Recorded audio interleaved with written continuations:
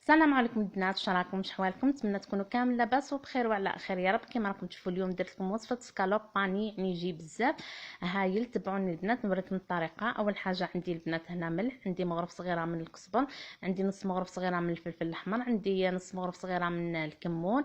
على راس المغرف صغيره البنات استعملت ايضا فلفل الكحل، ونص مغرف صغيره كركم ونص مغرف صغيره من الطماطم. استعملت ايضا البنات الزيت حوالي 3 مغارف، وعصرت معاهم القارص. هنا البنات عندي سكالوب. بالنسبه للسكالوب هنا قصته شرائح كما راكم تشوفوا. فوالا هنا نخلط المكونات جيدا مع بعض. البنات هنا اللي عندها الثوم تزيد ايضا تضيف الثوم. انا لقيته غير متوفر في المنزل، استعملت فوالا كما راكم تشوفوا. هنا حطيت السكالوب تاعي كما راكم تشوفوا. هنا البنات انا حنديرو ديريكت في لاشابلور ونقلي.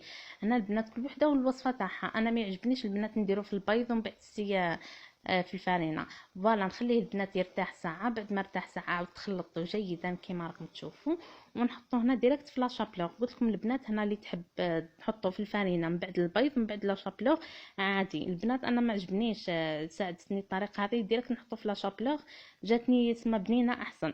فوالا كما راكم تشوفوا. هنا المقله تاعي حطيت لها الزيت، نحط لاشابلور تاعي عفوا نحط السكالوب تاعي هنايا حنقليه كما راكم تشوفوا.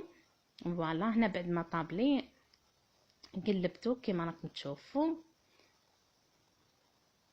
يعني وصفه سهله وتجي ما شاء الله. فوالا هنا ضفيت عليها بالمغرف هكا باش يطيب لي مليح. اذا حبوباتي هذه هي وصفتنا لنهار اليوم. اذا عجبتكم الوصفه تاع اليوم ما تنسونيش بلايك. دمتم في رعايه الله وحفظه.